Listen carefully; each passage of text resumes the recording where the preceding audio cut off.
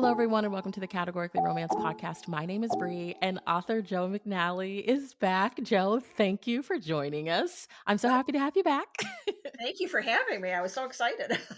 I know. I was like, oh my gosh. I was like looking at the calendar and I was like, oh my God, I'm talking to Joe again. Like, I remember us talking last time, like, we have to talk again. And December just kind of like snuck up on me. So I was like, oh my gosh, it's Yeah. time. Like, I'm chatting with Joe. So, we're recording this. It's still kind of early December, but how has the month been for you so far?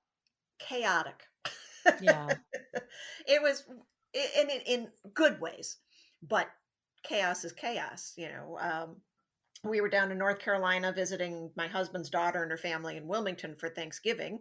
And then, Sunday morning woke up and it was December. and we drove home to a house that had been completely torn apart by remodeling. Hmm. So it's just we can't access our kitchen at all. Everything that was in the kitchen is in the dining room and living room. They also did the floors in the family room, so that was kind of torn apart, but we've got it temporarily set up. So it's been, I'm sitting in my bed in my bedroom to do this because I needed someplace quiet from the chaos. Yeah. But I mean, when it's all said and done, you'll have a newly like remodeled space. Ugh, I am so excited. It's already is looking so beautiful. I mean, we didn't gut anything, but new floors. We had the old oak cupboard. It's a 50-year-old house. So the old golden oak cupboards have been painted green on the bottom and white on top. We're doing an epoxy countertop that looks like marble. It's so pretty. I told my husband that he's just gonna get sick of me saying it's so pretty. What inspired the like remodeling in general? Like, did y'all just want to change? Did you see a photo? Well, we moved in a house 5 years ago, I think. Um, and it's a 50-year-old split level, and we upgrade well, we painted and uncovered, like, it was carpeting all through the house, and except for the kitchen hallway. And when we pulled the carpets up, there was gorgeous original hardwood floors everywhere. So we had all those floors redone. We redid the main bathroom when we moved in because that was a blue porcelain disaster. um, and then the kitchen was just kind of stayed the way it was. We just figured someday we'll get to it. Yeah, with the oak countertop, with the oak cabinets, had a pinkish formica countertop, dark copper backsplash tiles. And so it was just dark, and it's small anyways. We went to a home show in October and met these guys and just kind of looked at each other and said, "Psh, let's do it." Yeah. In December, in the middle of the holidays with a book release. Why not? Yeah. If you're going to go for it, just go for it. Oh, and my stepdaughter and uh, both stepsons are coming into town Friday for their dad's birthday because it's one of the big ones.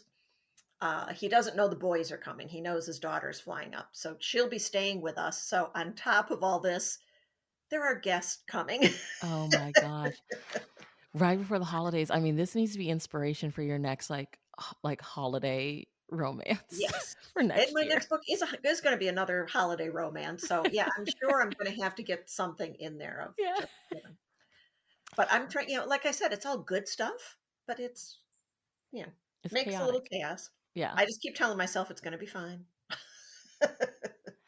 Well, our last chat, we chatted about your summer romance and just kind of like writing summer romances in general. And you had like this amazing like bus trip. Um, but let's like your next title is A Cape Cod Holiday. Right. So can you share with us what it's about? And then I want to kind of dive into just like writing holiday romances, the difference. Cause I feel like summer romances and holiday romances are my favorite. I feel like holidays are Yeah. my top faves, but I Yeah. love a good summer romance. And I don't know, I feel like the vibes are similar, but also very different. So with you having these two titles that like fit perfectly in both, I just can't wait to hear your perspective. But like, tell us, what is A Cape Cod Holiday about? Well, let's see. It's an opposites attract. Enemies Next Door. Is that, I don't know if that's a trope or not, but Enemies Next Door. I love it. Yep. Single dad, small town romance with a children's holiday pageant that includes dragons and astronauts. So, it's an interesting it's an interesting journey. But really, I think the theme of the book is how people deal with the unexpected in life, whether it's a trauma or even, like I was saying, chaos can be good chaos and it's still stressful. Um, these are two people who have, at one point in their lives, had a major U turn in the plans that they had. And it's just how they're dealing with that and how you cope and how you move along and move forward eventually and how you get to those points. So Mhm. it was, this year has been a year of that for me. I think we talked last time that I had a breast cancer diagnosis, which is now, I've had surgery, had the radiation, everything's done with that. Um, Caught early, thank goodness. So, we're all good. Good. But, and my husband was sick. He just had surgery a few weeks ago, so he's recovering from that. And life is like that. And I wanted to just kind of dig into how people respond to the things that happen in their lives. Um, in the book, Max is a sword forger, Yeah. which sounds so cool to me. So, like, how did that come up for him? Like, where did you get that from? Actually, it was inspired by a TV show. I don't know if you've ever seen Forged in Fire on the History Channel. Yes. Okay. Yeah, my husband is a big fan, and I liked it too. And yeah, we would watch it, and for years we'd watch it, and I'd sit there and go, I've got to have a blacksmith hero at some point. I've got to have a hero that makes swords. And this book just kind of was the one that fell into that. Max becomes a swordsmith because basically he doesn't want, his dad owns a car dealership, and the father of the Bellamy family, the series is about the three siblings, but their dad was not a great influence.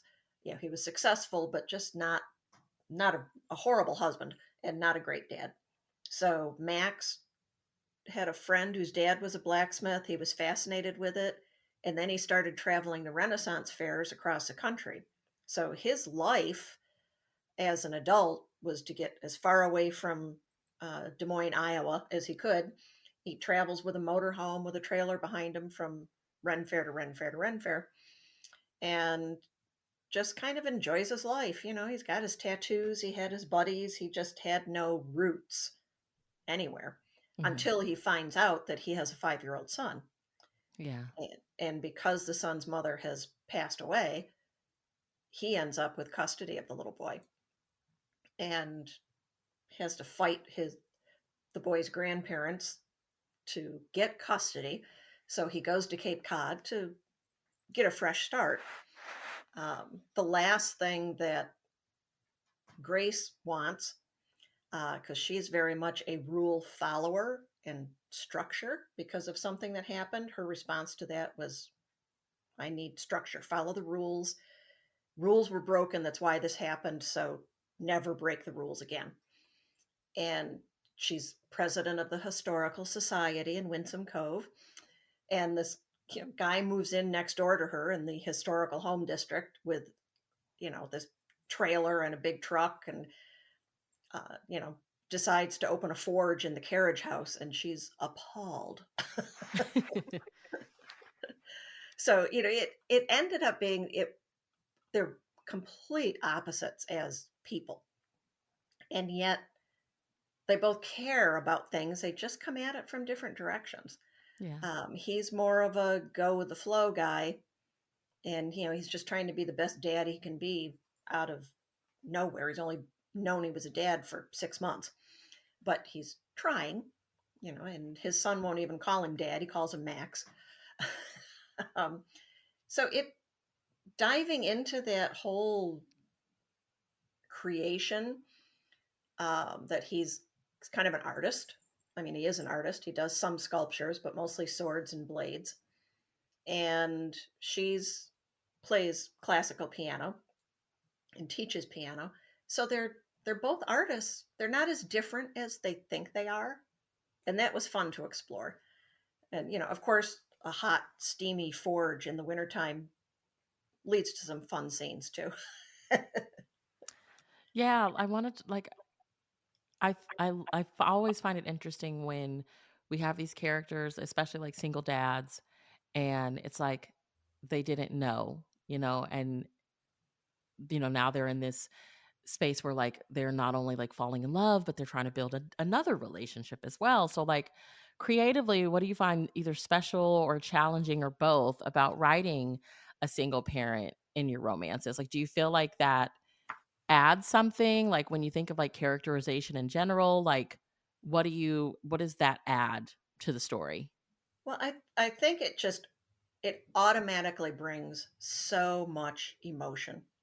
I mean, for parents, I don't have children of my own, but I have 7 grandchildren thanks to my husband's previous family, and it's just so much emotion that as a parent or a grandparent, everything becomes heightened.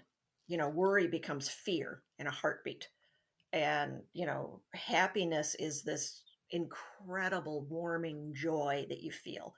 So those emotions just get expanded for a parent, and and that becomes an issue in the story. It becomes a pivotal moment in the story when Tyler, the 5-year old, uh, disappears, goes off on his own, and no one realizes it, and that the reactions to that kind of change everything in the relationship, because Max is a brand new dad.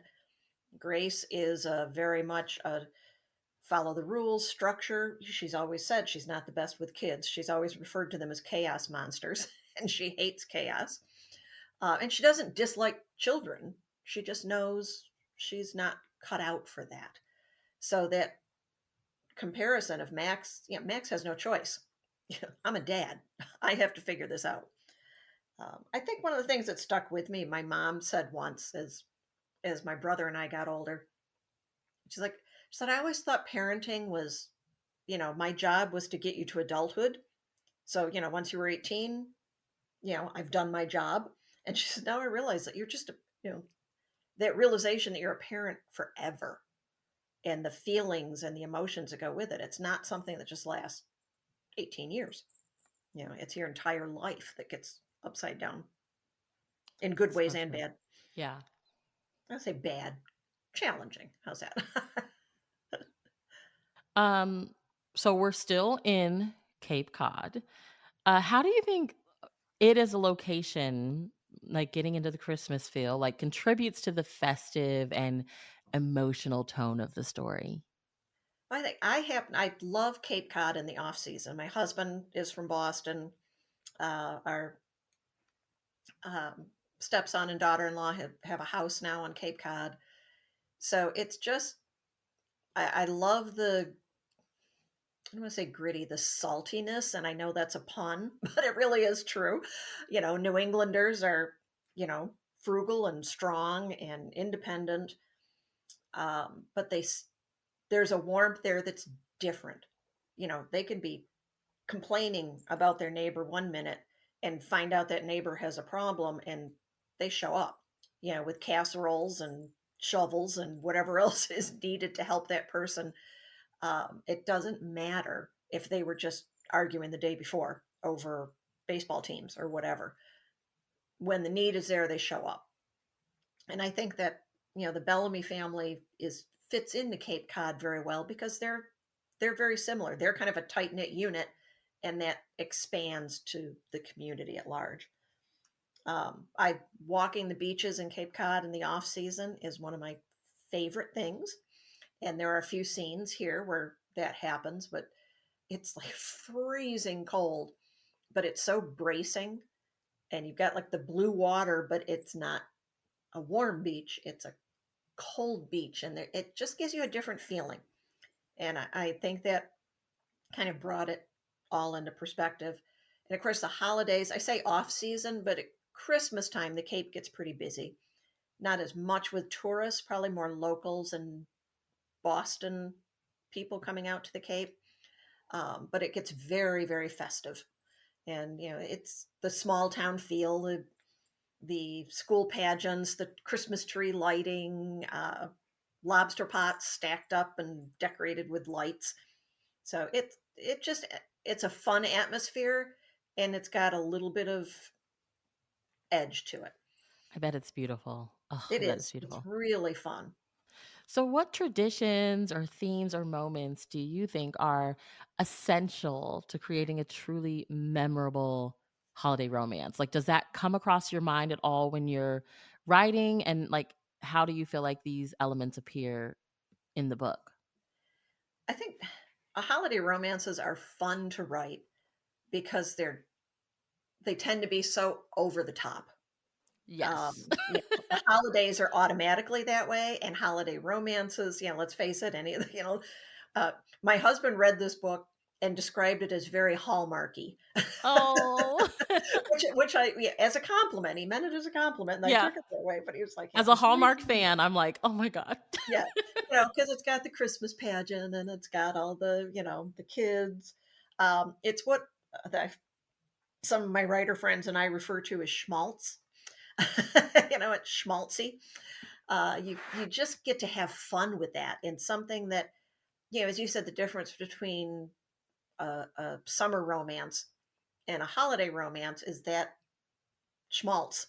That over the Yeah. top. You just get, wild things can happen. Summer romances, I don't know if mellow is the right word, but they are. I mean, a beach read, warm weather. It's just not the same atmosphere as Christmas with all the lights and pageants and festivals that they have, and it just automatically adds that. And that isn't always a good thing for everybody. That over the topness can be overwhelming. Yeah. I don't explore that much in this book. I have in other books that it puts a lot of stress on people. My it's been almost 20 years, but my dad passed away between Christmas and New Year's, and Christmas Eve was the last time I saw him. So it's the holidays bring different emotions to different people, I guess.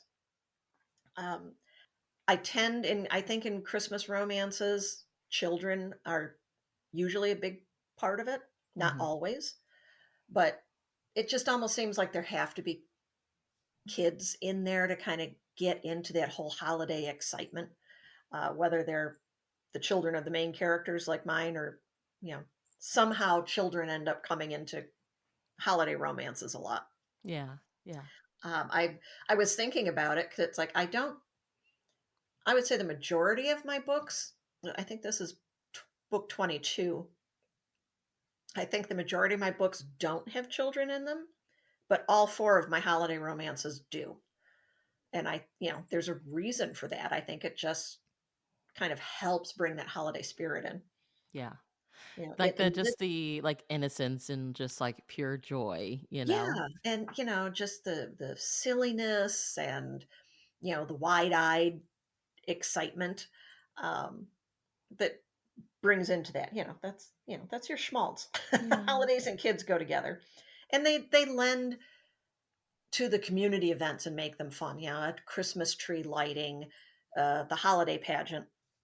In this book, the holiday pageant is a big part of the story. It's a school pageant, not a church pageant, but it just becomes a major part of the story, and a lot of pivotal moments happen through that. And it's also just fun. It's kids being excited, it's kids being over the top, it's kids being uncontrollable. And Which is Grace's, so right during the yeah, holiday yeah, season. they're just so over stimulated. And it's leads into, you get that comic relief where you can have something really emotional happening, but the kids bring some comic relief to that too, or drama in this case when Tyler disappears for a little while and scares everyone to death, and everyone's reaction to that.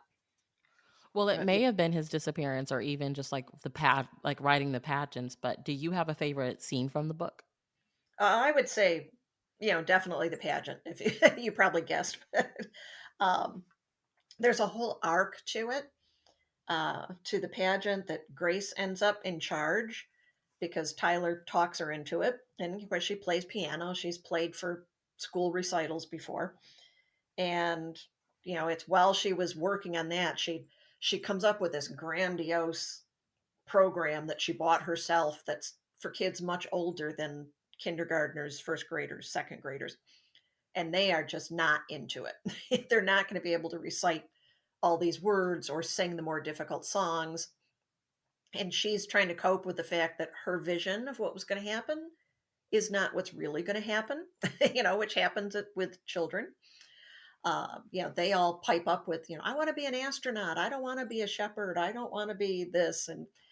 And it's overwhelming for her. She starts reconfiguring the pageant, but she's so hung up on making the pageant perfect that she loses track of Tyler and a couple of his friends.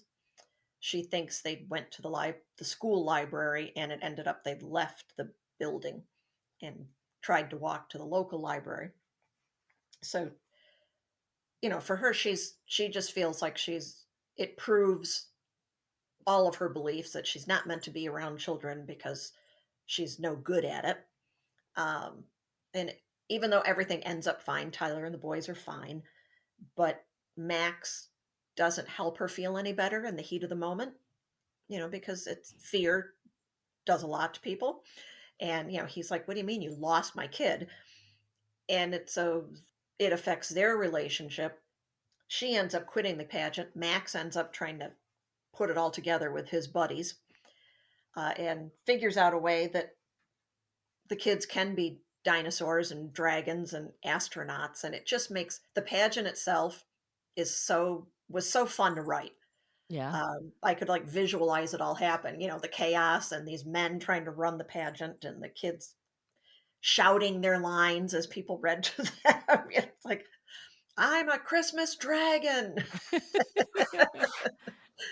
And that he takes Max at the end of the pageant, gives a speech, and sees Grace sitting in the audience with her mom uh, and his sister, and from that point that starts then changing, kind of resolving their relationship problems too. They have to learn to communicate and forgive each other, and they're both very very new at having children around.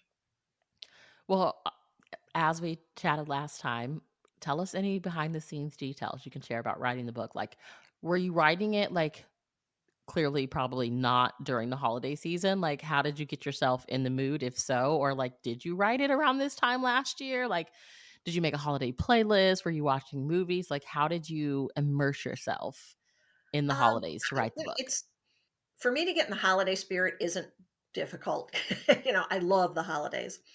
And I did start it. I was starting it and plotting it at Christmas time last year, and then wrote it through the winter and finished it into spring. Although part of the time we were down in South Carolina, so it wasn't like I could walk outside and see snow. um, but it still helped. I don't know that I had a playlist, but I love all Christmas music and could hum it in my head whenever I had to. I probably did more research on the whole sword. So much fun to say that word out loud.